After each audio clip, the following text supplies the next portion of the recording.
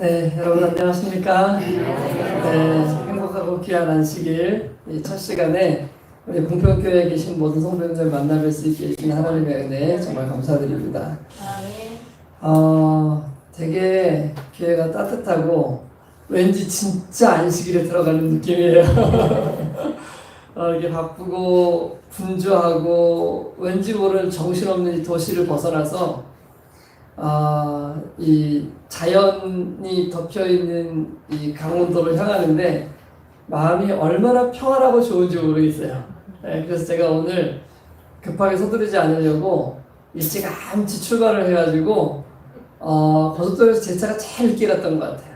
네, 천천히 운전해서 오면서 이 천연계를 만드신 하나님의 은혜도 감사하고 또 예언의 신의 말씀도 묵상하고 또 기도도 하는 가운데 그렇게 천천히 내려왔는데요.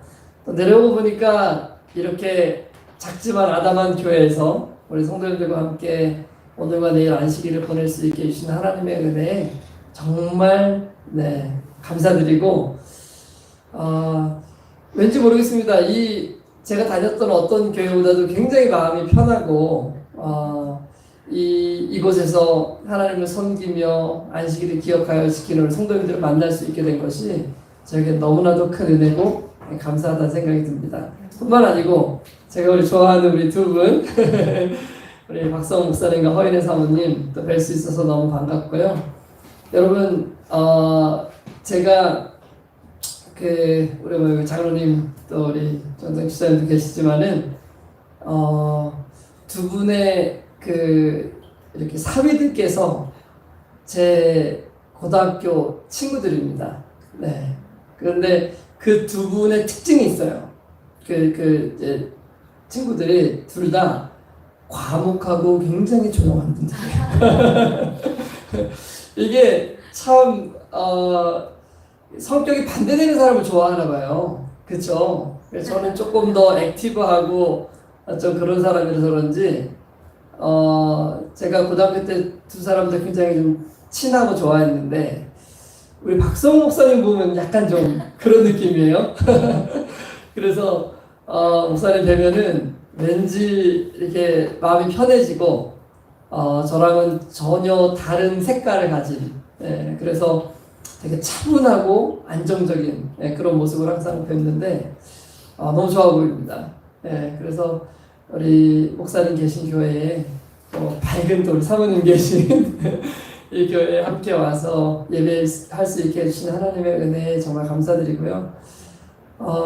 오늘과 내일 아까 소개해 주신 대로 바이블 가이드 사역을 위해서 제가 왔고 또 바이블 가이드가 무엇인지를 여러분들에게 소개도 드릴 겁니다. 근데 사실 이렇게 어려운 건 아닙니다. 바이블 가이드는 너무 쉽고 단순해요. 누구나가 이 디지털 시대에 맞는 방법으로 쉽게 선교할 수 있게 해주는 것이 바이블 가이드가 맞습니다. 그리고 이 사역은 지금 저희 협회에서 시작했지만 5개 협회에서 다 지금 시행하고 있고 점점 퍼져나가고 있고 그 뜨거움이 점점 번져나가고 있는 그런 사역으로 발전해가고 있습니다. 이것은 제가 시작했기 때문이 아니고 하나님께서 시작하셨기 때문이라고 믿고 또 하나님께서 친히 이끌어 주시기 때문에 그런 열매들이 맺혀지고 있다고 생각이 됩니다. 그래서 제가 바이블 가이드는 제가 내일 조금 더 우리 성도님들과 좀 나누고 싶고요.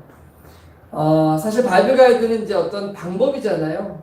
어떤 선교를 쉽게 할 수 있는 방법인데 저는 개인적으로 아무리 좋은 방법을 준다고 선교가 쉽게 일어난다고 생각하지는 않습니다. 물론 도구가 좋으면 참 좋지만은 그러나 아무리 좋은 도구를 손에 쥐어진다고 하더라도 그 도구를 사용할 수 있는 준비가 갖춰져 있지 않으면 그것은 그 사람에게 아무런 의미가 없겠죠. 예를 들면 우리 사모님 피아노 정말 잘 치시는데 저 같은 사람에게 이거보다 더 좋은 피아노를 갖다 준들 저에게 무슨 소용이 있겠습니까? 저는 그냥 땡땡거리면서 한두 번밖에는 못 누를 텐데요. 그러니까 저는 선교를 함에 있어서 정말 중요한 것이 한 가지가 있다고 생각을 하는데요. 오늘 이 저녁 시간에는 저희가 그 한 가지가 무엇인지에 대해서 좀 함께 나누는 그런 시간을 가졌으면 좋겠습니다. 우리 다 같이 하나님의 말씀, 여호수아에 있는 말씀을 좀 함께 보도록 하겠습니다. 여호수아 6장 27절에 있는 말씀인데요. 네. 성경이 있으신 분들은 우리 다 한번 찾아서 같이 좀 보시도록 하겠습니다. 여호수아 6장 27절에 네, 한 절밖에 안 되니까요. 우리 다 같이 한번 두 번 한번 큰 소리로 한번 읽어볼까요? 여호와께서 다 찾으셨나요? 네, 여호와께서 시작.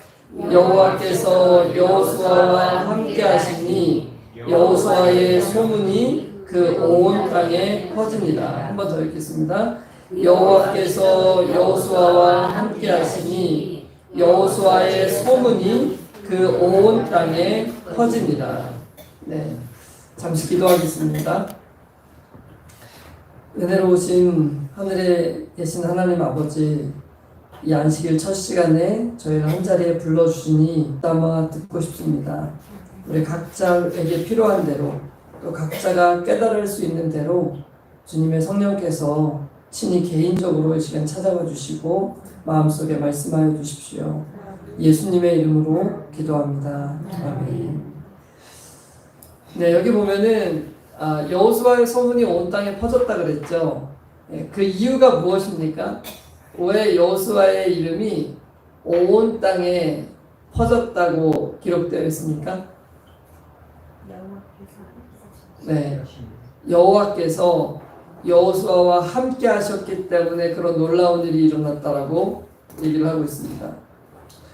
저는요, 예전에요, 어떤 생각을 가지고 살았었냐면, 성경의 위대한 인물들이 위대하게 될 수 있었던 것은 그들이 일반 사람과는 좀 다른 어떤 특별한 자질들을 가지고 있었기 때문에 위대한 사람이 될 수 있었다라고 저는 생각을 많이 하고 살았었거든요. 네. 그리고 저는 그런 특별한 사람이 아니기 때문에 뭐 당연히 위대하거나 훌륭한 일을 하거나 혹은 뭐 비범한 어떤 그런 사람이 될 수는 당연히 없는 사람이라고 저는 늘 생각을 하고 그렇게 살았습니다. 그런데 제가 이 비밀을 깨닫고 난 이후에 최근 몇 년 동안 저에게 굉장히 많은 이렇게 생각들이 바뀌게 됐는데요. 그 중에 하나가 뭐냐면은 매우 지극히 평범한 사람도 얼마든지 비범하고 위대한 삶을 살 수 있다는 사실을 저는 믿게 됐어요. 네. 그리고 또 한 가지는 무엇이냐면 성경에 나온 위대한 인물들이 결코 저와 다른 사람이거나 혹은 위대한 어떤 재능들과 달란트들을 가지고 있기 때문에 그들이 위대한 사람이 된 것이 아니라는 사실을 제가 제 마음속에 이제 깊이 깨닫게 되었습니다. 그래서 누구든지 원하기만 한다면 성경에 나오는 이런 위대한 인물처럼 하나님의 사람이 될 수 있다는 사실을 저는 믿기 시작했어요. 네. 여러분은 어떠십니까? 여러분들 그 사실을 믿어지시나요? 네. 그래서 중요한 것은 그럼 과연 이 성경에 나와 있는 이 위대한 인물들은 위대한 인물들 하면 우리가 모세라든지 아브라함, 그 다음에 뭐 노아, 뭐 여기 여호수아, 뭐 다니엘, 뭐 요셉, 야곱, 혹은 뭐 엘리야, 이런 정말 굵직굵직한 인생을 살았던 이 사람들을 우리가 떠올리잖아요, 그죠? 그럼 우리에게 중요한 것은 이것입니다.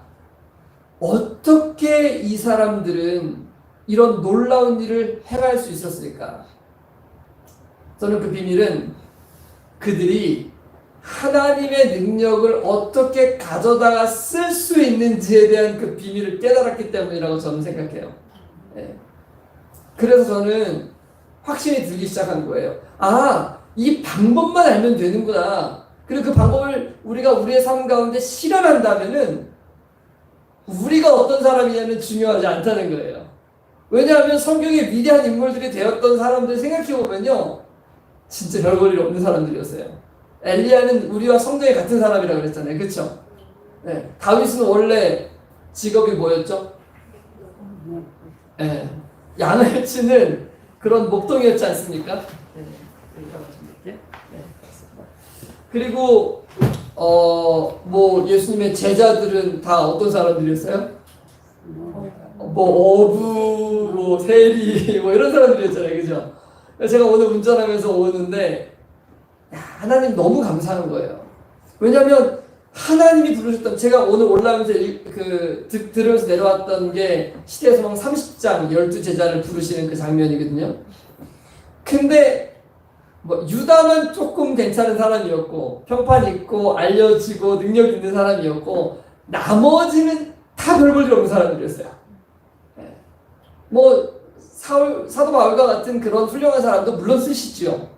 근데 그 사람을 쓰는 이유는 그 사람이 가진 능력 때문은 아닌 게 확실해요. 그러니까 하나님에게 중요한 것은 우리의 능력이 아닌 거예요. 우리가 어떤 사람이냐, 우리가 많이 배웠냐, 적게 배웠냐, 많이 가졌냐, 적게 가졌냐, 뭐 키가 크냐, 작으냐, 뭐 잘생겼냐, 못생겼냐, 나이가 많냐, 적으냐, 이런 건 하나님한테 아무 의미가 없는 거예요. 그러니까 하나님은 필요하면 돌들을 통해서도 그분의 일을 하실 수 있다고 그러셨잖아요. 그렇죠? 그 중요한 것은 우리의 어떠함이 아닌 거예요. 하나님이 어떠하신 분이냐가 중요하죠. 하나님은 무에서 유를 창조하시잖아요. 없는 곳에서 있는 걸 창조하시고 생명을 내시고 온 우주와 세계를 만드시는 분이에요. 그분에게는 능력이 부족하지 않으십니다. 그분은 온 하늘의 능력을 다 가지고 계신 분이심을 여러분 믿으십니까? 아멘. 우리가 그 사실을 믿을진데 우리가 어떤 사람이냐는 중요한 것이 아니라고 생각이 돼요. 그럼 만약에 우리가 그 능력 있는 하나님의 능력을 가져다 쓸 수 있는 방법만 배울 수 있다면 우리도 성경에 나와 있는 이런 위대한 인물들처럼 우리도 하나님 앞에 큰 일들을 행할 수 있는 그런 사람들이 될 수 있지 않겠습니까? 저는 이 사실이 이제 믿어지기 시작하는 거예요. 이거 너무 신기하고 놀라워요. 왜냐하면 저는 이걸 절대로 믿지 못했던 사람이거든요. 모세가 왕궁에서 교육을 받았잖아요. 그죠? 근데 왕궁에서 그가 받은 교육은 하나님 앞에 필요가 있어요? 없어요? 쓸모가 없잖아요. 그죠? 그래서 그 물을 빼는데 얼마가 걸렸어요? 40년이 걸린 거예요. 왜 애들 그러잖아요. 악기 배울 때 처음에 잘 배워야지 잘못 배우면 그거 교정하는 게 더 힘들다고. 그죠? 여러분, 우리가 하나님 앞에 나올 때는 우리가 뭘 가졌느냐, 어떤 사람이냐는 적어놔야 돼요. 네. 그리고 그분의 능력을 우리가 가져다 쓸 수 있는 데 집중해야 하는 것입니다. 그래서 저는 제가 다니면서 보면 이 교회들이 진짜 연약해 보이거든요. 홍평교회도 지금 이렇게 몇몇 분밖에는 안 계시잖아요. 그런데 저는 작은 교회가 건강하지 않은 교회라고 생각하진 않아요. 교회는 저는 작은 교회가 훨씬 좋다고 생각이 돼요. 왜냐하면 제가 오늘 저녁에도 와보니까 정말 마음이 차분해지고 따뜻하고 정말 이 안에서 우리가 사랑을 누릴 수 있고 하나님의 은혜를 나눌 수 있고 하나님께서 이곳에 함께 계신다면 이 교회는 놀라운 일을 행하는 교회가 될 수 있지 않겠습니까? 이 교회의 소문이 온 땅에 퍼지는 것은 바로 여기에 있는 구성원들이 우리가 하나님을 어떻게 신뢰하고 우리가 하나님을 어떻게 따르고 그분의 능력을 사용할 수 있느냐에 달려있는 것이지 우리의 재능이나 능력에 달려있는 것이 아니기 때문에 그렇습니다. 그래서 저는 우리가 아무리 연약하다 할지라도 오늘 우리가 깨달아야 되는 이 비밀만 오늘 우리가 깨달을 수 있으면 그러면 이 봉평교회는 여호와께서 봉평교회와 함께 하시니 봉평교회의 소문이 온 땅에 퍼지니라 라는 이 말이 동일하게 이곳에서도 성취될 줄을 믿습니다. 왜냐하면 하나님의 능력은 제한이 없기 때문에 그렇습니다.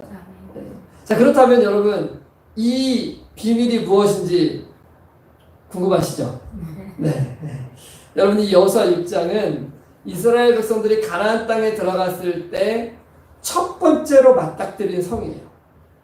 하나님께서는 이 성을 무너뜨리는 방법을 통해서 어떻게 앞으로 이스라엘 백성들이 싸워야 하는 모든 전쟁에서 승리할 수 있는지에 대한 그 분명한 원리를 그 안에 넣어두셨어요.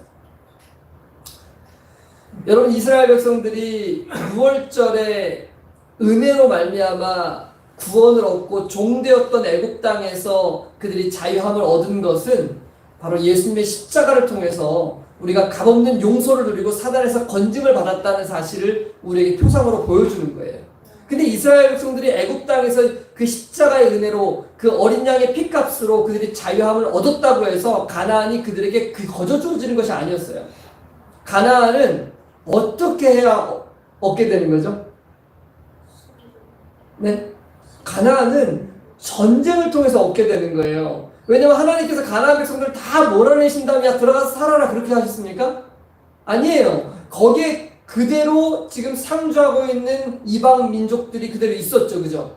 그러면 그들이 해야 될 일이 무엇이냐면 전쟁을 통해서 그들을 다 몰아내고 그 가나안 땅에 다 한 명의 우상 숭배자들도 남기지 않은 채 거기가 하나님만이 거하시는 그 하나님의 왕국이 되게 하는 것이 하나님의 목적이었어요.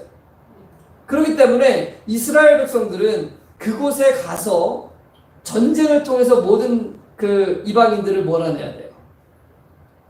근데 참 재밌는 건 뭐냐면 이미 이스라엘 백성들이 그곳에 들어가서 그 땅을 차지하기 전에 하나님이 땅을 분배를 해주십니다. 여러분, 원래 전쟁은 싸워서 이긴 다음에 땅을 분배해서 가져야 되잖아요. 그죠? 근데 먼저 분배가 이루어졌어요. 그것은 뭘 의미하는 것입니까? 땅을 이미 줬다는 거예요. 승리는 이미 얻어졌다는 거예요. 근데 문제는 어쨌든 그 승리를 믿음으로 이스라엘 백성들은 그 땅을 차지하는 건 그들의 몫이에요. 근데 여러분, 이스라엘 백성들은 군사훈련을 좀 받았죠? 그들은 군사훈련을 전혀 받지 않았습니다. 싸울 준비가 전혀 되어 있지 않아요. 그런 이스라엘 백성들에게 이 여리고성을 무너뜨리시면서 앞으로 이스라엘 백성들이 싸워야 되는 모든 전쟁에서 그들이 어떻게 승리할 수 있는지에 대한 중요한 원리를 여기다 숨겨주셨어요.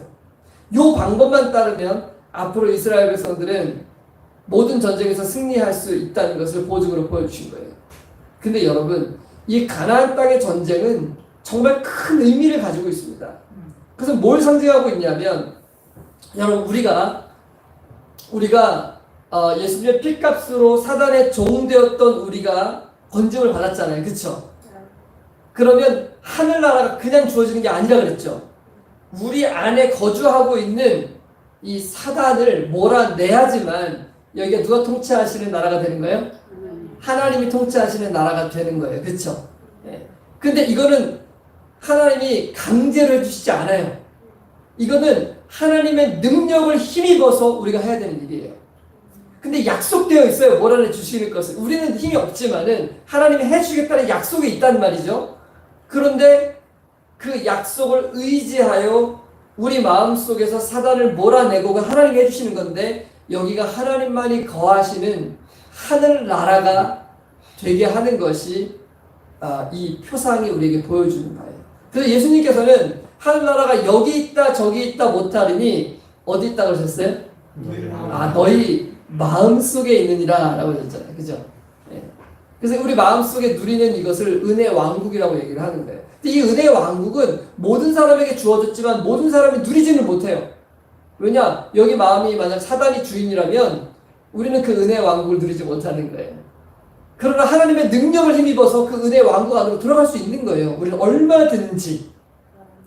그러려면 사단을 몰아내야 되는데 그 몰아낼 수 있는 비결이 바로 이 여호수아 6장에 있는 거예요. 동일한 원리가. 그러니까 여호수아 여리고성을 무너뜨려서 그 땅에 하나님이 거한 나라가 되게 하기 위한 그 동일한 원리가 오늘 우리의 삶 가운데 우리가 어떻게 사단의 세력을 몰아내고 하나님이 거하시는 성전이 되게 할 수 있느냐에 대한 동일한 원리를 보여주는 거라고요.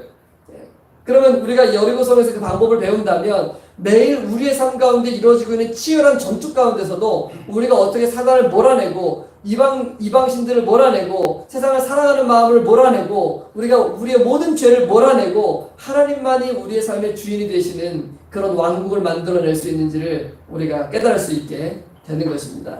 자, 우리 여호수아 6장 1절로 3절에 있는 말씀을 우리 다 같이 한번 큰 소리로 한번 읽어보도록 하겠습니다. 여호수아 6장 1절로 3절의 말씀입니다.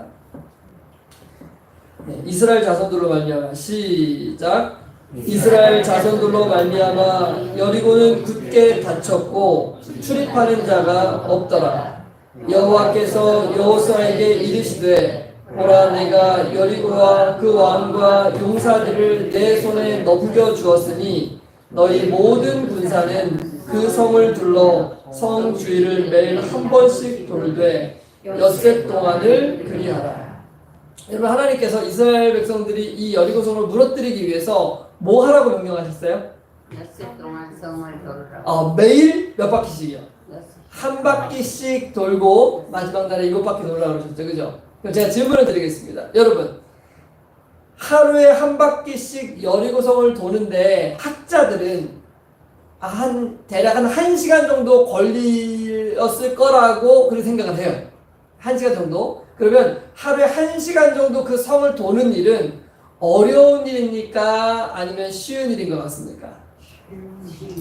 쉬운 일이죠, 그죠? 여러분 운동하면서도 하루에 1시간을 걷잖아요. 반일 하시면서는 뭐 하루에 1시간만 걸으십니까? 네. 하루에 그냥 뭐 몇 바퀴는 돌을 만큼 운동을 하시잖아요, 그죠? 근데 결코 어려운 일인 것처럼 느껴지지 않아요. 근데 여러분 이렇게 생각해 보면 어떻겠습니까? 여러분 이 성을 돌기 위해서 성 가까이 나아가게 되면 성 위에 누가 있죠? 에? 여리고성의 군사들이 그죠? 거기에 탁 진을 치고 있잖아요. 근데 적군이 지금 성 가까이 다가오고 있어요. 그럼 성 위에 있는 군사들이 여러분 환영합니다 이렇게 할까요? 어떻게 할까요? 화를 쏘겠죠. 제일 먼저. 그럼 여러분 저 위에 있는 군사들이 화를 당기는데 이스라엘 백성들은 무장한 사람이 많이 있습니까? 없습니까? 많이 없겠죠. 그럼 여러분이 만약 이스라엘 백성들이라면 그 성을 돌기 위하여 성 가까이 나아가는 일이 쉬운 일이었을 것 같습니까? 어려운 일이었을 것 같습니까? 대답이 너무 금방 바뀌시는데요? 방금 전에 쉽다고 그러셨잖아요. 쉬운 일 같아요. 왜 그러나 하면 하나님께서 함께하여 주시니까 우리가 도는 거는 쉬운 거 아니에요? 맞아요. 우리에게 그런 분명한 믿음이 있다면 사실 그렇게 어렵지도 않겠죠, 그죠? 그러나 여전히 시위를 당기고 있는 저 사람을 보게 되고 저 활이 언제 날아와서 내 심장이 지금 바뀔지 모르는 상황이라면 하나님이 함께 하셔도 두렵긴 할 것 같아요, 그죠? 하나님께서는 하를 피해 주실 거예요. 맞습니다. 뿐만 아니고 언제 성문이 열려서 여리고성의 그 무장한 군사들이 나와서 우리를 죽일지 알 수 없어요. 여러분 준비되지 않은 채로 성 가까이 가는 것은 자살행위예요. 그쵸? 근데 하나님께서 뭘 도르라고 명령하셨어요? 성 주위를 한 바퀴씩 도르라고 명령하신 거예요. 네. 그런데 그렇게 성을 돌 때 어떻게 성을 돌아야 되는지에 대한 구체적인 명령을 10절에 주셨어요. 10절 한번 읽어볼까요? 네, 10절에 여호수아가 시작. 여호수아가 백성에게 명령하여 이르되 너희는 외치지 말며 너희 음성을 들리게 하지 말며 너희 입에서 아무 말도 내지 말라. 그리하다가 내가 너희에게 명령하여 외치라 하는 날에 외칠지니라 하고. 여러분 여기 보면 세 가지를 명령하셨어요. 하지 말라는 거 세 가지. 첫 번째는 뭐죠? 성경을 보시면서 말씀해 주십시오. 외치지 말고. 두 번째 음성을 들리게 하지 말고. 세 번째는요? 아무 말도 내지 말라고 말씀하셨습니다.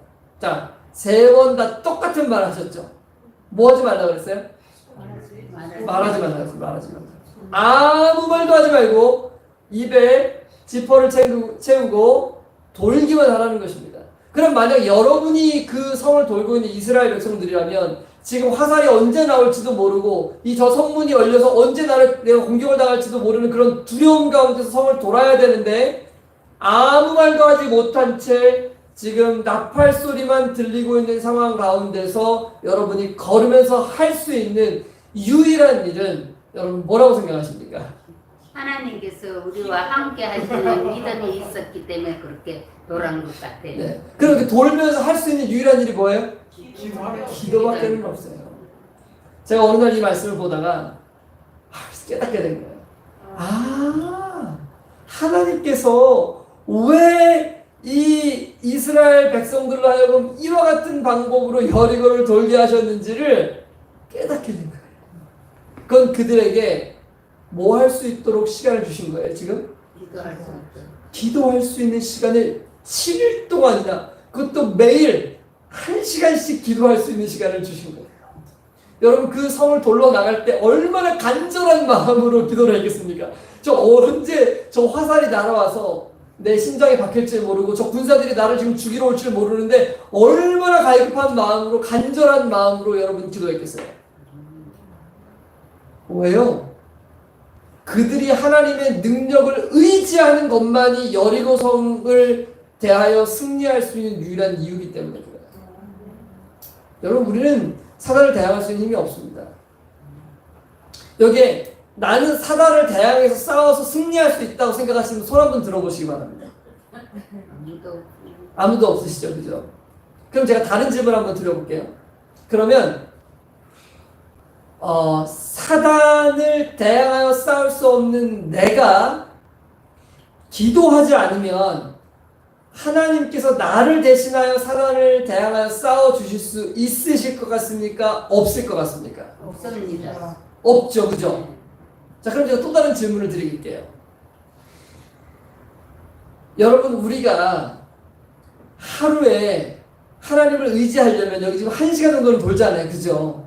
그러면 1시간 정도는 돌아야 우리가 정상적인 신앙생활을 할 수 있겠죠, 그죠?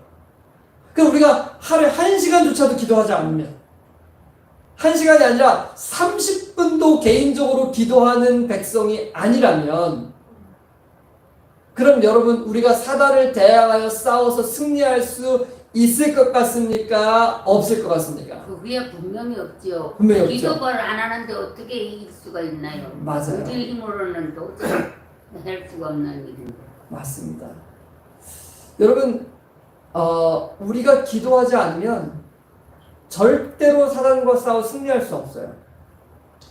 사단은 기도하지 않는 하나님의 백성들을 흑암 가운데 가두어 둔다는 말씀을 여러분 읽어보신 적 있으시죠?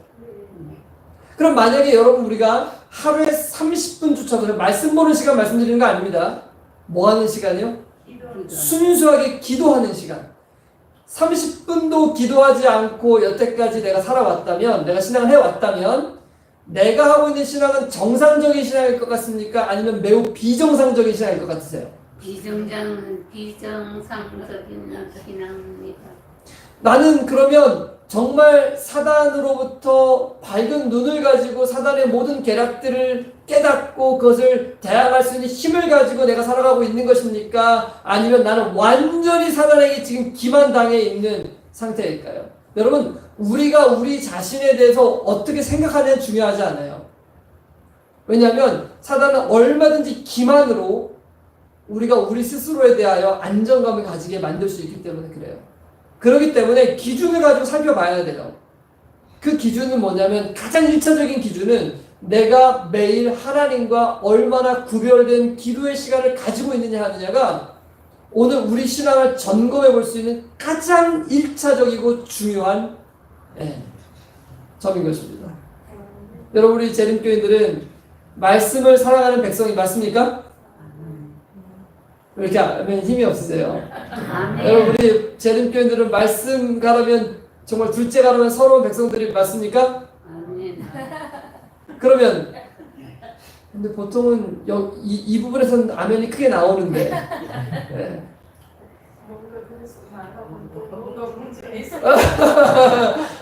그러신가요? 근데 저도 정말 그렇게 생각해요. 우리 재림교회는 정말 말씀을 사랑하는 백성이다. 그리고 우리 재림교회는 진짜 말씀을 맡은 백성이라고 저는 생각합니다. 마치 여러분 예수님이 초림하시기 전에 아브라함을 통해서 한 민족을 세우시고 그 민족을 세우신 이유는 이 하나님의 말씀을 주시기 위함이었잖아요. 그러니까 이스라엘 백성을 선택하신 것은 뭐 다른 이유가 아니에요. 이 구약 성경을 기록하게 하기 위해서 그들을 부르신 거잖아요. 그래서 그들이 건국하는 그 출애굽하는 그 시간부터 시작해가지고 물론 이제 그 전에 아브라함 이야기나 뭐 이삭, 요셉 이야기, 뭐 야곱 이야기 다 기록되어 있지만은 중요한 것은 출애굽기에 그들이 건국한 그 시점부터 그 국가의 모든 역사들이 출애굽기, 레위기, 신명기, 그 다음에 여호수아 이 모든 것들이 열왕기상 역대하부터 시작해가지고 다 이스라엘 백성들의 역사예요.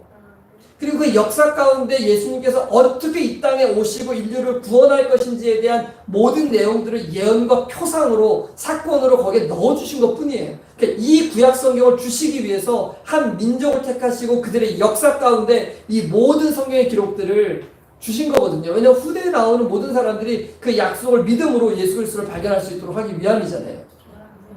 그래서 구약의 이스라엘 백성들이 선택된 것은 초림하시는 예수 그리스도를 맞이하고 준비할 백성으로 그리고 이 하나님의 말씀을 맡은 자로서 역할을 감당하기 위하여 그들을 부르신 것입니다. 그들이 특별해서기 때문이 아니에요. 누군가는 그 역할을 해야 되기 때문에 그들을 부르신 것 뿐이에요. 그러나 그들은 매우 교만하고 오만한 마음을 품어서 결국은 국가적으로는 멸망을 당할 수밖에 없었죠. 그러나 그럼에도 불구하고 하나님의 약속은 차질 없이 흘러갔습니다. 여러분, 예수님의 초림을 위하여 한 민족을 구별하신 백성이 바로 구약의 이스라엘 백성들이라면 저는 예수님의 다시 오시는 이 재림을 준비하기 위하여 부르심을 받은 아주 특별한 한 백성이 바로 제7일 안식일 예수 재림교회라고 저는 확신하는 것입니다. 아멘.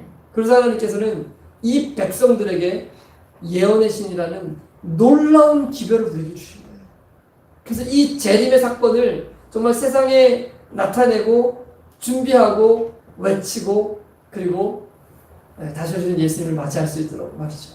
그러니 우리 재림교인이야말로 이 말씀에 대하여는 여러분 정말 둘째가라면 서러운 백성들이 맞고 이 말씀은 정말로 살아가는 백성들이 맞는 거예요. 그런데 여러분 기도에 대해서는 어떻습니까? 여러분 기도 우리 재림교인들이 기도를 살아가는 백성 맞는 것 같습니까? 우리 봉평교회는 아니라고 치고 자 아니 봉평교회는 여기 해당 사항이 없다고 치고요. 우리 전체 한국 교회를 한번 보자는 거예요. 여러분, 한국 교회, 우리 한국 재림교회가 기도를 살아가는 백성들이 맞는 것 같습니까? 아닌 것 같습니까?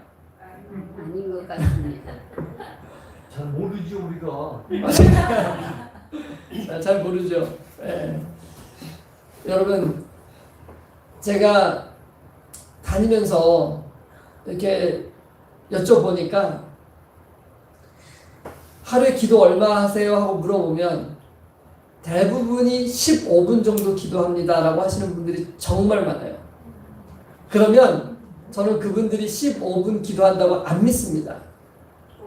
왜냐하면은 15분 기도하시는 분은 대체로 어떤 분들이 그렇게 대답을 하냐면 아침에 일어나서 잠깐 기도하고 하루 3번 밥 먹을 때 잠깐 기도하고 저녁에 잠깐 기도하고 주무시는 분들이 합치면 15분 되겠지 하고 15분이라고 얘기하는 거예요. 제가 왜 이렇게 잘하는 줄 아십니까? 제가 그렇기 때문에 그래요. 여러분, 제가 한 가지 확실하게 깨달은 것은 무엇이냐면 기도하지 않으면 정상적인 그리스도인 생활은 해나갈 수 없습니다. 그것은 본인은 정상적이라고 생각할지 모르지만 하나님이 보시기엔 정상적일 수가 없어요. 100% 사단에게 흑암으로 둘러싸이게 되고 기만을 당할 수밖에 없는 것입니다. 근데 사단은 기만을 베풀 때 내가 너를 좀 기만할게 하고 와서 우리에게 경고하고 구면하지 않습니다. 우리가 모르는 사이에 우리를 기만하는 거예요. 그래서 우리 스스로의 신앙에 만족하고 내가 꽤나 잘하는 신앙을 하고 있다고 착각을 하게 만든 다음에 우리를 영원한 멸망으로 끌고 내려가겠죠. 그러니까 그것을 판단할 수 있는 기준이 뭐라고 했어요? 가장 중요한 1차적인 기준이 뭐라고요? 기도 생활을 살펴봐야 돼요. 내가 얼마나 기도하고 있는지. 여러분, 이 성경에 하나님의 위인들이 기도하는 사람들이었을 것 같습니까? 기도 안 하는 사람들이었을 것 같습니까? 기도하는 사람들이었어요. 그렇기 때문에 그들이 하나님의 놀라운 일을 행할 수 있는 능력과 은혜 가운데 살아갈 수 있었던 것입니다. 예수님께서 제자들에게 수없이 기도하라고 말씀하셨죠. 제자들이 기도했을까요? 안 했을까요? 기도 안 했죠. 그 결과가 뭐예요? 시험이 닥쳐왔을 때 다 예수님 버리고 떠나는 거예요. 그게 결과예요. 여러분, 만약 우리가 기도하지 않으면 우리 앞에 펼쳐져 있는 마지막 환란을 아무도 통과하지 못할 것입니다. 아무도. 그것이 그렇게 더 중요하기 때문에 예수님께서 우리에게 수없이 모본으로도 보여주시고 수없이 말씀하셨건만, 어찌민지 우리 재림 성도들은 정말 기도하는 것이 너무 힘든 백성들이 됐어요. 뭐 제가 비난할 마음은 없습니다. 왜냐하면은 저도 뭐 기도한 지가 이제 5년 한 10개월밖에 안 돼요. 계산을 해보니까. 근데 제가 왜 이런 말씀을 이렇게 드리냐면, 제가 기도하기 시작하면서부터 저의 신앙의 모든 부분들이 달라지기 시작했어요. 저의 삶과 신앙과 교회와 사역과 이 모든 것들이 달라지기 시작합니다. 근데 저만 그러느냐? 그게 아니에요. 많은 분들에게 기도하시자고, 개인 기도, 같이 기도하는 것도 의미가 있지만 저는 정말 중요한 건 개인 기도 시간이라고 생각을 하거든요. 개인 기도 하시자고. 혼자 하는 게 어려우면 같이 모여가지고 우리 따로 개인 기도 하시자고. 그래서 개인 기도하는 시간이 확보되기 시작하면 바뀌기 시작해요. 놀라운 일이 일어나기 시작합니다. 저는요, 뭐 아시는 분은 아시겠지만 저는 여기 횡성 사람이거든요. 원래 고향이. 자라는 건 원주에서 자랐는데요. 고등학교 2학년 때 제가 이제 처음으로 성경을 읽고 여기 원주 삼육에서 하나님을 따라 살겠다고 제 마음속에 이제 굳게 결심하고 이제 고3 때 제가 제 1회 선지자 학교를 갔어요. 근데 그 선지자 학교에서 신기원 목사님과 김신선 목사님한테 제가 뭘 배웠냐면, 새벽에 일어나서 말씀 묵상하는 것의 중요성을 그때 처음으로 배운 거예요. 그래서 제가 고3 때 돌아와가지고 그때부터 새벽 5시에 일어나기 시작했습니다. 그리고 매일 아침 제가 학교 강당 2층에 가가지고, 그 추운데도 가가지고 제가 말씀을 펴놓고 말씀을 묵상하고 하루를 시작했어요. 그거를 지금까지 고등학교 그때부터 치면 30년이 좀 넘었어요. 30년 가까이 제가 지금까지 제가 새벽에 그렇게 깨우고 말씀을 봤어요. 그런데 제가 말씀 받다고 자랑하려고 드리는 말씀이 아니고, 기도는 거의 하지 않았어요. 기도는. 아무도 저에게 기도를 어떻게 해야 되는지, 그리고 기도가 얼마나 중요한 것인지를 뭐 말씀해 주셨긴 했겠지만은 제가 잘 깨닫지 못했던 것 같아요. 그리고 제가 여기 가까운 그 정선 임계에 있을 때 제가 5년 여기서 목회를 했는데, 그때 이제 새벽에 어떤 때 제가 4시에 일어나가지고 그 교회에 제 목회실에 가면요, 거기에 정말 그 선풍기 히터 하나 틀어놓고 그 추운데 한 3시간씩 4시간씩 말씀을 보는 거예요, 아침에. 그렇게 말씀을 보고 막 제가 마음이 뜨거워지고 막 감동을 받아가지고 이게 집에 내려갔는데 저희 아이들이 셋이거든요. 말 안 듣고 막 그러면 막 짜증이 나고 제가 버럭 소리를 야! 똑바로 안 해! 그럼 막 절망이 몰려오는 거예요. 아니 내가 지금 막 3시간씩 4시간씩 말씀을 보고 지금 내려왔는데 내가 도대체 왜 이러는 거지? 이해가 안 되는 거예요. 근데 제가 기도하기 시작하면서부터 왜 제 삶이 변하지 않았는지를 깨닫기 시작을 하게 됐던 거예요. 여러분, 이게 배라고 한번 해보겠습니다. 이게 배. 이 배가 목적지에 가기 위해서는 이 배에 있는 장치 중에 정말 중요한 장치 2가지가 있어요. 뭐가 뭘까요? 방향키가 있어야 되겠죠, 그죠? 그 다음에 또 하나는요? 뭐 옛날 배는 이제 돛이 있어야 되고, 요즘 현대식으로 말하면 뭐가 있어야 돼요? 모터나 엔진이 있어야 되겠죠, 그죠? 그래서 엔진이 돌아야 배가 가고, 방향키가 있어야 방향을 잡아서 목적지에 갑니다. 이 2가지가 정말 중요한 배의 기능이에요. 근데 여러분, 생각해보세요. 다른 건 다 없어도 이 2가지만 있으면 목적지에 갈 수 있는데, 우리의 인생을 때때로 항해에 비유하기도 합니까? 항해 비유하죠, 그죠? 그래서 우리가 소원의 항구에 어디? 하늘 가나안에 우리가 다다르기 원하는 거잖아요, 그렇죠? 그럼 우리의 인생에도 이 두 가지 방향키와 그 다음에 엔진이 있어야 되겠죠. 우리의 신앙의 이 방향키와 엔진의 역할을 하는 것은 무엇입니까? 말씀과 기도겠죠. 우리 신앙에는 이 말씀과 기도가 필수적인 거예요. 이것이 없으면 목적지에 다다를 수 없어. 하늘 가나안에 못 들어가는 것입니다. 너무나 분명해요. 그러면 각각 말씀과 기도가 이 방향키와 엔진 중에 어떤 것에 해당하는지 한번 얘기를 한번 해볼까요? 먼저 방향키. 방향키에 해당하는 것은 말씀과 기도 중에 뭐라고 생각하십니까? 정답입니다. 왜 말씀이라고 생각하시죠? 말씀의 역할이 뭐예요? 말씀의 역할이 뭐죠? 방향을 알려주는 거예요. 어떻게 신앙을 해야 되는지 그 방향을 알려주는 거예요. 그쵸? 그래서 내가 그 방향에서 이탈하면 이게 죄구나 깨달으면 돌아오게끔 해주는 것이 뭐냐면 말씀의 역할이에요. 그래서 말씀은 방향을 알려주는 거예요. 그런데 말씀의 역할은 방향을 알려주는 것이지 배를 움직이진 않아요. 방향키의 역할은 배를 움직이는 것이 아닙니다. 배는 뭐가 움직여요? 엔진이 움직이는 거예요. 그러면 우리의 신앙을 말씀대로 살 수 있도록 해주는 힘은 어디서 오는 거예요? 기도에서 오는 거예요. 여러분 제가요 이걸 오랫동안 착각을 했어요. 저는 어떻게 생각했냐면 제가 말씀을 많이 공부하고 말씀을 많이 보고 말씀을 많이 알면 제가 말씀대로 살 수 있다고 착각을 했던 거예요. 근데 그것은 말씀의 기능이 아니에요. 정말 제가 이걸 깨달았을 때는요 제가 유레카를 외쳤습니다. 왜냐면 제가 그토록 말씀을 보고 말씀에 집중을 하고 말씀을 열심히 보는데 왜 말씀대로 살 수 없는지 이유를 몰랐거든요. 근데 저만 그런 게 아니고 대다수의 우리 재림교인들이 그렇게 생각을 하고 있어요. 그러니까 말씀은 진짜 열심히 보는데 뭘 하지 않는 거예요? 기도는 하지 않아요. 여러분 그럼 어떻게 될 것 같습니까? 배가요 말씀은 방향을 잡으니까 이렇게 가면 영생을 가 이렇게 가면 구원이야 생명이야 명확하게 알고 딱 그 방향을 딱 잡는데 기도하지 않으면 좀 있으면 어떻게 될까요? 방향이 이렇게 표류하면서 방향이 바뀌는 거예요. 그러면 내가 나 지금 보니까 내가 이 방향이 아닌데 내가 왜 이렇게 살고 있지? 이거 바로 잡아야지. 하나님 회개합니다 하고 다시 방향을 딱 잡아요. 근데 그 방향대로 나아갑니까? 못 나아갑니까? 못 나가는 거예요. 항상 제자리인 거예요. 신앙이 앞으로 전진하지 않아요. 늘 회개하고 늘 방향을 맞추지만 늘 여전히 똑같은 제자리에 머무는 거예요. 뭐가 없기 때문이에요? 통력이 없으니까 배가 나갈 수가 없는 거예요.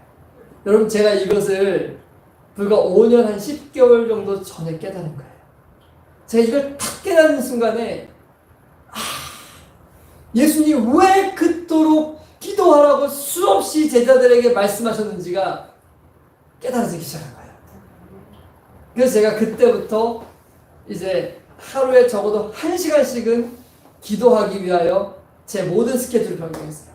그 전까지는 제가 말씀을 보는 일을 먼저 하고 그 다음에 이제 기도를 하는데 기도하면 이제 졸고 집중도 안 되고 그리고 이제 이렇게 마무리 짓고 하루를 시작을 했어요. 근데 제가 이 기도의 중요성을 깨닫고 난 다음부터는 먼저 뭘 하기 시작했냐면 기도를 먼저 하기 시작했어요. 그래서 제가 아침에 가장 먼저 하는 것은 기도입니다. 이 눈이 딱 떠지는 그 순간에 저는 매일 아침 이렇게 고백해요. 제가 이게 정신이 알람이 울려가지고 정신이 딱 돌아오잖아요. 그러면 그 순간에 하나님 저는 정말 죄인입니다. 이게 저의 첫 번째 고백이에요. 매일 아침 저는 정말 너무나도 큰 죄인입니다. 왜냐하면 제 안에 이 죄된 자아와 본성이 너무나도 가득하잖아요. 그런데 2000년 전에 예수님을 이 땅에 보내주시고 십자가에 달려 돌아가심으로 저의 모든 죄를 용서해 주신 것 정말 감사합니다. 여러분 제가 이걸 깨달은 게 한 10년밖에 안 됐어요. 제가 임계에 있을 때 깨달은 거예요. 임계에서의 저의 그 신앙은 정말 파란만장한 여정이었습니다. 근데 그 과정을 거쳐서 제가 예수님을 십자가 안에서 만났어요. 그때 제가 얼마나 기쁘고 행복했는지 몰라요. 그리고 그때부터 하나님께서는 본격적으로 제 삶이 앞으로 전진하기 위하여 저의 삶에 필요한 것이 무엇인지를 말씀으로 가르쳐주기 시작했어요. 네. 뭐 여러 가지가 있고 여러 단계가 있어요. 그 단계들을 배워갈 때마다 얼마나 기쁘고 행복했는지 몰라요. 근데 그 중에 하나가 뭐였냐면 바로 기도였어요. 기도. 네. 그래서 기도를 하지 않으면 우리가 알고 있는 말씀대로 살 수 없게 된다는 것을 하나님께서는 확실하게 알려주셨어요. 그래서 그때부터 저는 아침에 일어나면 화장실 갔다 오고 물 마시는 거 외에 무조건 정해진 시간 동안 저는 기도를 합니다. 기도가 잘 되느냐 기도가 안 되느냐 중요하지 않아요. 무조건 이 시간, 저는 보통 4시간 40분 정도 일어나려고 노력을 하는데요. 뭐 좀 피곤하면 5시에는 무조건 5시에는 아무리 못해도 5시에는 일어납니다. 그럼 5시부터 5시 40분까지는 무조건 그냥 기도하는 시간이에요. 네. 아무것도 안 하고 기도만 합니다. 시간 조금만 더 써도 되면 기도를 어떻게 하는지에 대한 제 개인적인 팁만 좀 말씀드릴 수 있을 것 같은데 조금 더 써도 되겠습니까? 네, 많이 썼어요. 네. 서울에서는 혼날 수도 있어요. 네. 저는 기도를 어떤 방식으로 하냐면 많은 분들이 그래요. 아니 목사님 어떻게 1시간씩 기도를 하세요? 네. 여러분 1시간이 아니라 2시간, 3시간도 2, 3분처럼 흘러갈 수 있어요. 네. 우리가 기도를 어떻게 하는 줄 알면 저는 이제 보통 침대 위에서 기도를 하고요.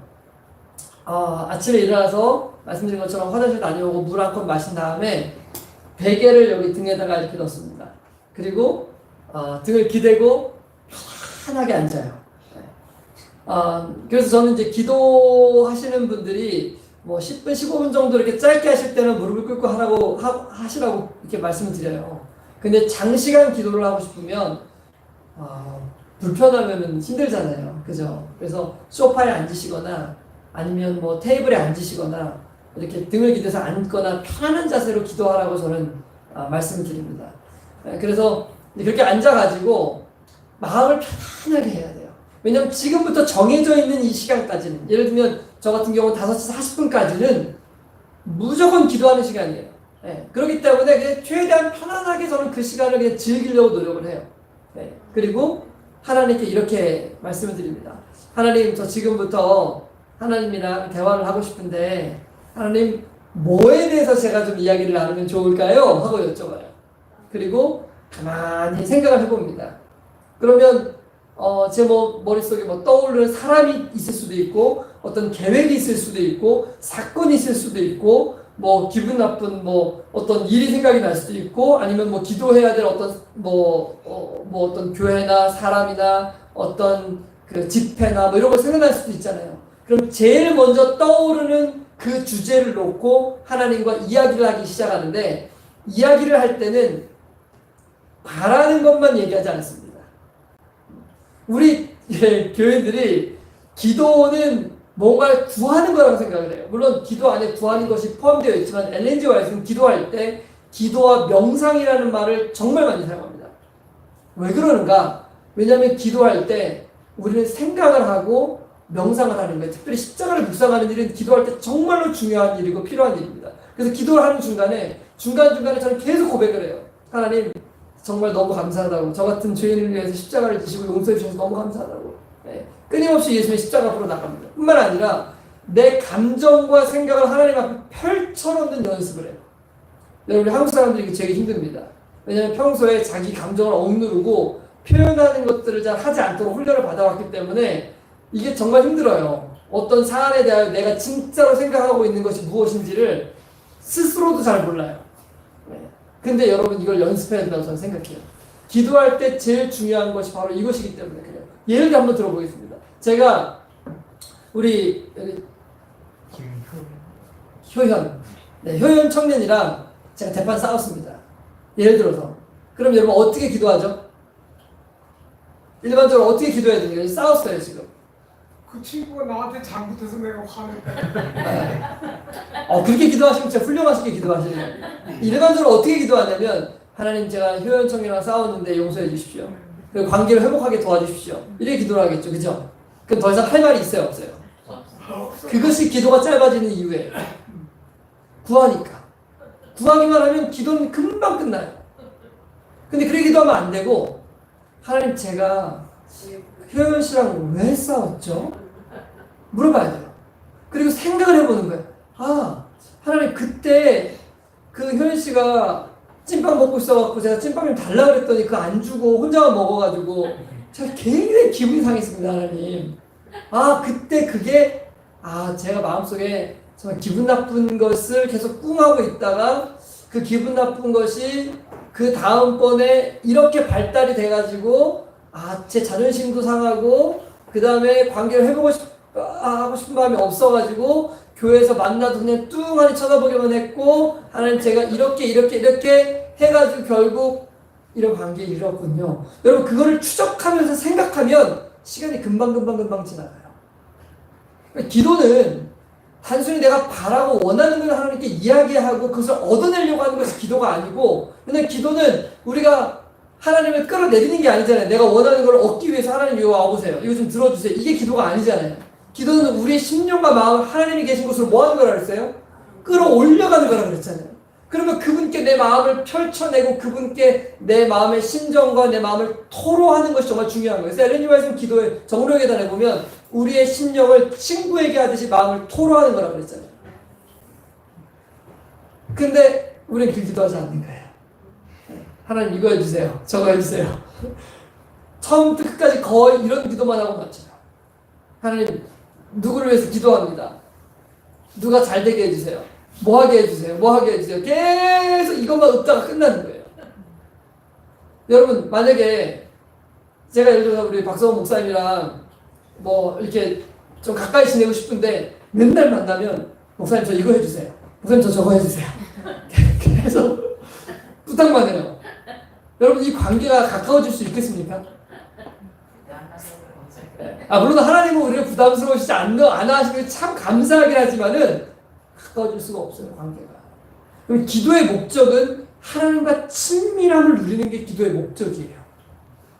기도의 목적은 뭔가를 구해가지고 그걸 얻어내는 게 목적이 절대로 아닙니다. 왜냐하면 우리가 구하기 전에 이미 우리에게 무엇이 필요한지는 하나님 다 알고 계시잖아요. 우리가 뭐 구해야지만 주십니까? 여태까지 우리가 구한 것만 주셨어요? 아니에요. 그렇지 않습니다.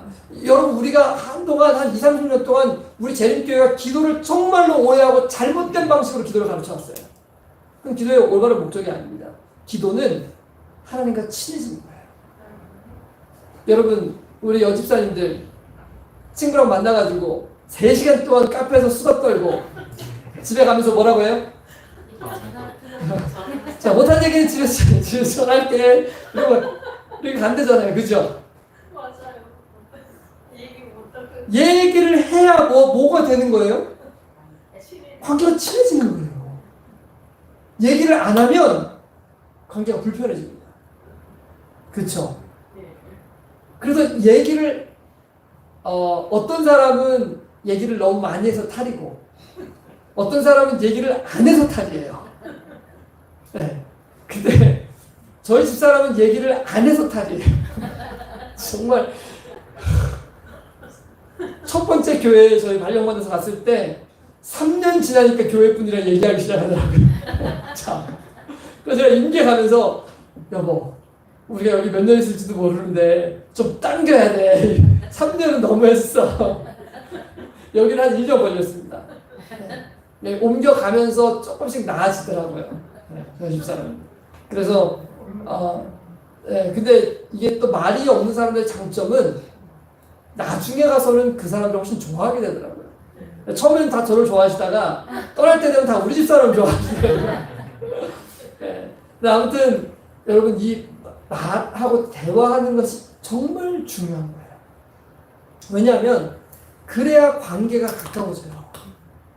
여러분 유재석 씨를 잘 아시죠? TV 유재석 씨 본 적 있죠? 네. 잘 아시죠, 그죠? 잘 모르세요?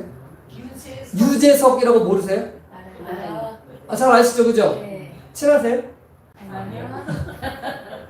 잘 알기는 하지만 뭐 하진 않아요? 왜 친하지 않아요? 잘 아는데. 그렇죠. 그쪽에서 얘기하는 건 많이 들었잖아요, 그죠? 그러니까 아는 거예요. 왜냐면 유재석 씨가 우리에게 얘기하는 건 TV를 통해서 많이 봤기 때문에 그 사람이 어떤 사람인지 우리는 알아요. 근데 관계는 없어요. 왜냐? 내가 이야기해 본 적이 없기 때문에 그런 거예요.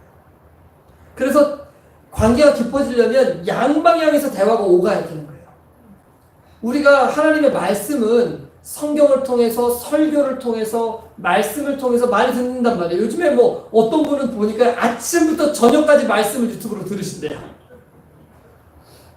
정말 제가 저쪽에 저쪽 어디 속초 쪽 어디 가서 갔는데 그분이 저를 찾아오시더니 고민 상담을 하는 거예요. 목사님, 저는요 하루 종일 말씀을 듣습니다. 아침에 눈 뜨자마자 유튜브를 켜가지고 설교를 듣기 시작해가지고 하루 종일 유튜브를 듣습니다. 설교만 듣는데요. 근데 왜 제 신앙이 이렇게 뜨거워지지 않죠? 하고 물으시는 거예요. 그래서 제가 그분에게 첫 번째로 한 질문이 뭘 것 같으세요? 집사님, 혹시 죄송한데 하루에 기도는 얼마나 하세요? 그래서 기도하실까요? 안 하실까요? 기도는 전혀 안 하십니다. 하나님이 우리에게 말씀하시는 것을 수십 시간 들어도 우리가 하나님 편에 말씀드리는 것이 없으면 관계가 가까워진다고요? 안 가까워진다고요? 안 가까워지는 거예요. 하나님의 나라 전혀 다른 세계에 사는 사람이 돼버려요. 우리도 친구들이랑 같이 만나서 매주 이야기하고 이야기를 나누고 하면은 관계가 가까워져요. 눈에서 멀어지면 그럼 뭐에서도 멀어지는 거예요? 눈에서 멀어진다는 얘기, 대화가 없다는 얘기예요. 얘기가 없으면 마음에서 멀어지게 되어 있는 거예요. 여러분, 우리가 하나님과 친밀한 관계로 들어갈 수 있는 유일한 방법은 뭐밖에는 없어요? 기도밖에는 없어요. 기도 외에 다른 방법으로 우리가 하나님을 알고 그분과 깊은 관계로 들어갈 수 있는 다른 방법을 우리에게 주신 게 없으신 거예요. 근데 마지막 하나님의 백성들이 기도하지 않는다면 우리가 어떻게 하나님의 뜻을 우리의 삶 가운데 실현하고 하나님께서 우리에게 맡겨주신 이 사역을 우리가 감당할 수 있겠습니까? 그리고 우리 안에 일어나고 있는 영적 전투에서 우리가 어떻게 승리할 수 있겠어요? 우리 힘으로는 불가해요. 여리고성의 군사를 몰아내고 가나안 땅에 주둔해 있는 이 우상 숭배자들 다 몰아내려면 하나님의 능력을 필요로 한데 기도하지 않는 백성들은 그 능력을 받을 수 있는 방법이 없는 거예요. 그렇기 때문에 다 실패하고 넘어질 수밖에 없는 것입니다. 여러분, 이스라엘 백성들이 예수님의 제자들이 이른비 성령을 받을 때 그들이 뭘 하고 있었죠? 기도하고 있었죠. 그럼 마지막 늦은 비 백성들은 어떤 사람들에게 되게 될까요? 기도하는 사람들만 받는 거예요. 아무에게나 주어지는 것이 아니고 사실 모든 사람에게 주어지죠. 그러나 그것을 담을 수 있는 그릇은 기도하고 있는 사람만이 가질 수 있는 거예요. 그래서 저는 정말 이 선교가 어려운 시대에 우리에게 정말로 필요하고 중요한 한 가지가 있다면 그것은 매일 개인 기도 시간을 확보하는 일이라고 저는 생각하는 것입니다. 근데 제가 이렇게 설교하고 나면 모든 분들이 다 변해서 이제 아침마다 일어나서 새벽을 깨우고 기도하실까요? 저는 정말 그러면 좋겠다는 심정으로 말씀을 드리는데 제가 안식일날 여쭤보면 한두 분 기도하신다고 그러세요. 여러분 어떻게 내일부터 이제 새벽을 깨우고 좀 기도하는 하나님의 남은 백성들이 좀 되어보시기로 선택하시겠습니까? 기도를 설교를 좀 더 해야 될 것 같아요. 몰라서 기도를 짧게 하고 잘 안 했는데 오늘 알려 주신 대로 하면 2시간도 하겠네요. 그럼요. 한 가지 팁을 제가 좀 더 드리면은 그렇게 기도하면 이제 집중이 잘 안 된다는 걸 여러분이 느끼시게 될 거예요. 왜냐하면 우리가 훈련이 안 돼 있기 때문에 전 지금도 그렇습니다. 하나님, 제가 뭐에 대해서 기도할까요? 이거에 대해 기도해야 되겠다. 하나님, 이 상황에 대해서 저는 너무나 마음이 아프고 너무 두렵고 제가 어떻게 될지 모르겠는데 하나님 어떻게 하면 좋을까요? 이렇게 하면 좋을까요? 저렇게 하면 좋을까요? 이거 다 제가 생각으로 하나님과 교통하면서 물어보고 이렇게 재고 저렇게 재고 이렇게 이야기하는 시간을 갖거든요. 근데 그렇게 이야기하다 보면은 어느 순간인가 딴 생각을 하고 있어요. 여러분들도 발견하시게 될 거예요. 네. 그러면 한참 막 공상을 막 하고 있는 거예요. 쓸데없는 생각을. 그러면 다시 하나님, 제가 쓸데없는 생각을 했어요. 정말 죄송해요. 하나님 제가 뭐에 대해서 다시 얘기를 할까요? 또 묻는 거예요. 그리고 또 주제가 떠오르면 그걸 또 얘기를 해요. 한참 얘기하다 보면 또 딴 데가 있어요. 그럼 또 끄집어다가 하나님 제가 뭐에 대해서 이야기를 할까요? 또 이야기를 나누는 것입니다. 그렇게 정해진 시간 동안. 근데 정해진 시간이 막 예를 들어 30분이다. 30분 매일 아침 30분을 기도하기로 내가 정했다. 요때부터 여태까지 내가 세상 없어도 기도하는 시간으로 내가 절대로 양보하지 않겠다. 다른 시간에. 근데 그 시간을 하시면은 한 20분은 공상을 하실 거예요. 기도하는 시간 10분밖에 안 돼요. 근데 저는 그래도 괜찮다고 생각해요. 좋으신 하나님께서 우리의 그 30분의 모든 노력을 기도로 쳐주실 거라고 저는 믿습니다. 그리고 그 시간에 앉아 있는 것만으로도 정말 마음이 하나님과 가까이 돼요. 그래서 그 시간이 깊어지면 깊어질수록 여러분 우리의 삶의 눈빛이 달라지고 하나님과의 관계가 깊어지기 시작해요. 그러면 사람들이 뭘 보기 시작하냐면 그동안은 이 사람이 예수님에 대해서 이야기할 때 뜨거움이 없다는 걸 금방 알아요. 그러니까 우리가 기도하지 않으면 가장 큰 문제가 뭐냐면 우리 안에 예수님에 대해서 이야기할 때 열정이나 뜨거움이나 이런 것이 전혀 느껴지지 않습니다. 근데 기도하기 시작하면 내가 하나님과 실제로 깊은 관계를 지금 맺고 있기 때문에 기도하는 만큼 내 눈빛과 표정과 마음과 이 모든 이 제스처에서 내가 하나님과 관계를 맺고 있고 내가 하나님을 사랑한다는 표현들이 흘러나오게끔 되어 있어요.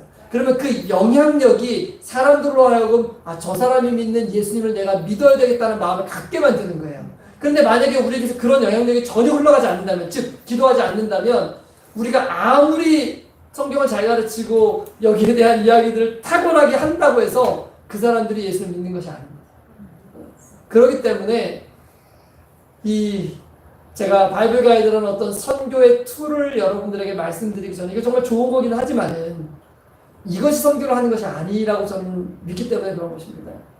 선교는 우리가 매일같이 예수님을 기도로 만나고 그분과 충분한 은혜 가운데 들어가게 될 때 우리가 어떤 방법을 사용하든 하나님께서 그 방법들을 통해서 영혼들에게 하나님의 은혜를 소개하고 나누게 해주신다고 믿기 때문에 그런 것입니다.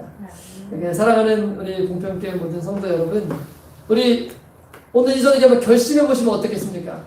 나는 내일 아침부터 내가 일어나는 시간에 이 눈을 깨고 일어나는 시간이 정해져 있다면 뭐 필요하다면 내가 시간이 촉박해서 필요하다면 30분 더 일찍 일어나면 되잖아요. 그렇죠?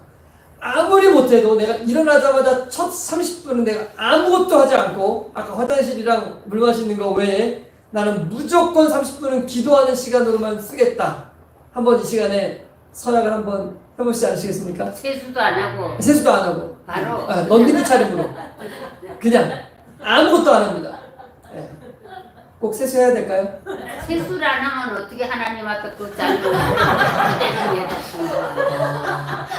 그러면 세수를 안 한 사람은 기도하면 안 되겠네요.